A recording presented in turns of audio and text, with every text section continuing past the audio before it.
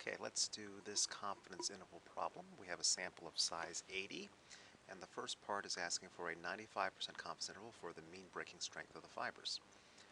And so this will have the form of, okay, well there's actually two ways of doing this. I'm going to do it both ways to illustrate that both ways really give practically the same answer. First, let's use the z distribution, which is permitted because I have a large size sample, so the confidence interval will have the form 49.1 plus or minus a number off the z distribution, more on that in a second, times the standard error for an average, because this is an average problem, so 5.2, divided by the square root of 80. Now, what number do we need off the z distribution? So if we have a bell curve that looks like this one is a centered, two-sided 99% confidence interval, and so I need the area in the middle to be equal to 0.99. That leaves 0.01 combined for both tails, and so in any one of the tails the area is 0.005, and so the combined area between the two of these would be 0.995, just adding the two of those numbers up. So these combine to give 0.995.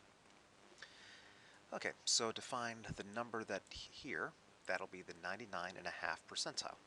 And so we compute that. And so second distribution on a TI-84 plus, at least the TI-84 simulator that I'm using on right now, the area that I want is 0.995. If you don't have a screen that looks like this, then you should have a screen that looks something like this, inv norm of 0.995. The 0 and 1 are optional arguments. Then hitting the answer, we get 2.5758.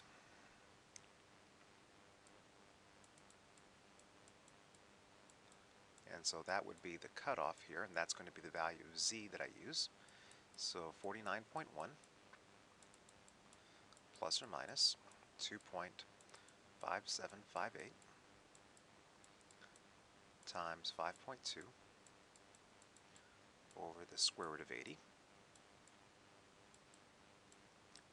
And then just doing the arithmetic here, so I need that times 5.2 divided by the square root of 80.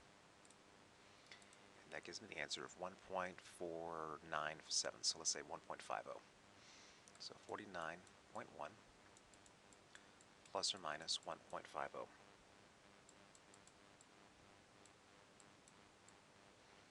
And that's the answer to part 1 using the bell curve. Now, hypothetically, this one also could have been done using the t distribution. So let me do this problem again. So I'm still doing problem number 1, but this time I will use the t distribution, 49.1, plus or minus a number off the t distribution with 79 degrees of freedom. 79 because I need the degrees of freedom to be n minus 1. So a number off the t distribution. Now the picture is going to look very much the same as what we've had before. I need the area to the left to be 0.995 as before, but this time I have a t distribution with 79 degrees of freedom. So the number that I will use is t sub 0.005 comma 79 using the notation that we're using in our textbook. So this is the 99.5 percentile. This is also the number, so that 0.5% of the area lies to the right. Now to get this number, we can use a TI-84 calculator, but not an 83. We can also use the tables, and we can also use Microsoft Excel. Using a calculator, let me get that answer. So inv t, the area that I want is equal to 0.995. That's the area to the left. So this inv t function on the TI-84 calculator works very much the same as the inv norm function. And in my case, I have 79 degrees of freedom. So if you don't have that screen that we just had, you would type in directly inv norm left parentheses 0.995 comma 79 right parentheses, and then we hit enter. And we get the t statistic, which is a little bit different than what we had before. So now it's 2.6395, which is a little bit different than what we had before. So let's see how that little difference changes the answer. Plus or minus 2.6395 times 5.2 over the square root of 80. So 49.1 plus or minus. So let's see what the margin of error is this time. Answer times 5.2 divided by the square root of 80. And I get an answer of 1.53 this time. So instead of 1.50, I have 1.53.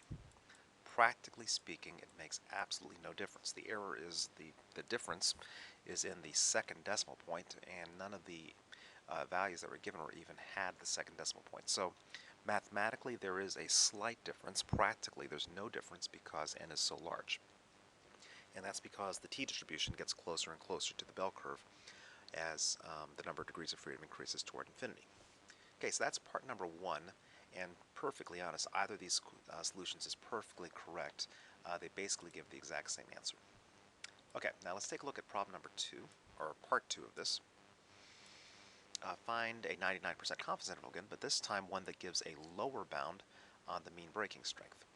So the picture is, we have a number line, 49.1 was my observation, and this time I want a lower bound so that I can be fairly sure that the population mean is in here someplace. There's my sample mean, 49.1, and I want to draw a new region so that I'm 95% certain that it is above whatever number that we find.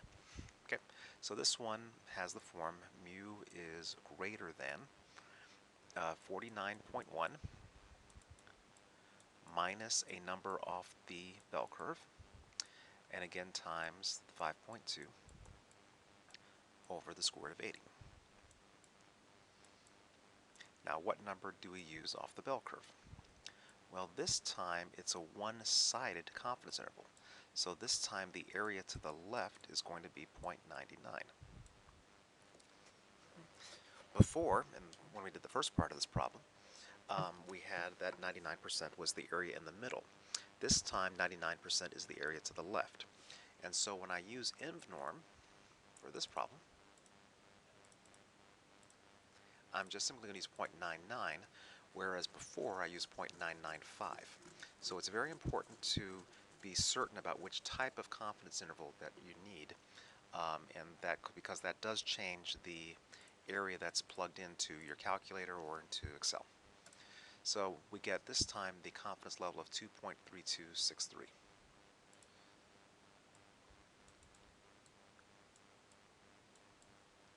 And let me double check that I did that right, 2.3263.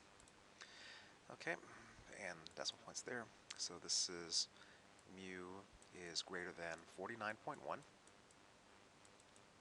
minus 2.3263 times the same standard error that I had before, 5.2, divided by the square root of 80. And so doing the arithmetic, we get mu is greater than 49.1 minus the answer times 5.2 divided by the square root of 80. And so with 99% confidence, we can be sure that the mean is bigger than 47.74.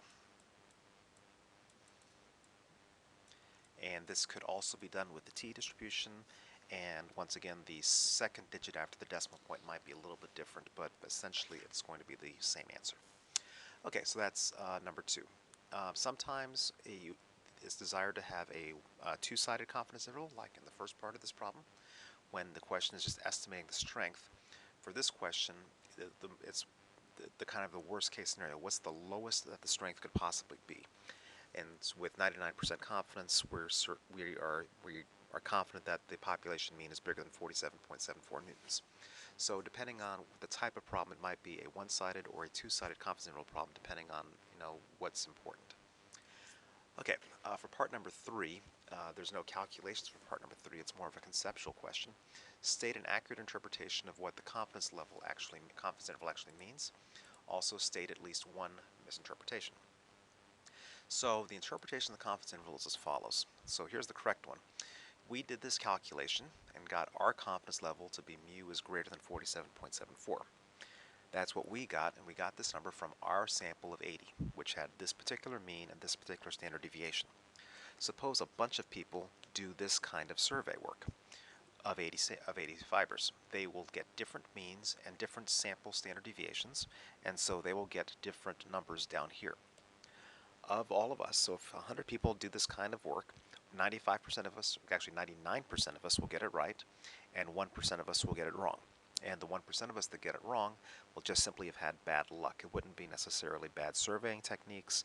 It would just simply be the luck of the draw that, this rare event out here to the right, which isn't going to happen very often, actually just happened to happen for that one person out of 100. So that is the correct interpretation of the confidence interval. A false interpretation, well, actually would be, well, here's the most common one, that there is a 99% chance that the true value of mu is bigger than 47.74. That is an incorrect interpretation because mu is a fixed number. It is unknown, but it's not changing. The imagery that I've used in class is that that number is kind of up in the sky. It's fixed, it's constant, I just don't know what it is.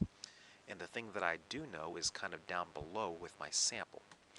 And so I can't say it's a 99% chance that it's bigger than 47.74 because there's no such thing as a fixed number having a chance of being bigger than anything. Either it is bigger or it isn't. So that's one false interpretation. A second false interpretation is that 99% of the fibers are bigger than 47.74. That's incorrect. This is an estimate about the average of the sample, not the spread of the fibers themselves. So clearly the spread of the fibers are fairly wide out, so the standard deviation is 52, or excuse me, 5.2. So if any one fiber had a strength of, say, 43, any one particular fiber, that wouldn't be that surprising because that's less than 2 standard deviations below the average. However, if you take the average breaking strength of 80 fibers, that should be a lot closer to 49.1. So what's incorrect in the second misinterpretation is that 99% of fibers have a strength of bigger than 47.74. That's an incorrect interpretation as well.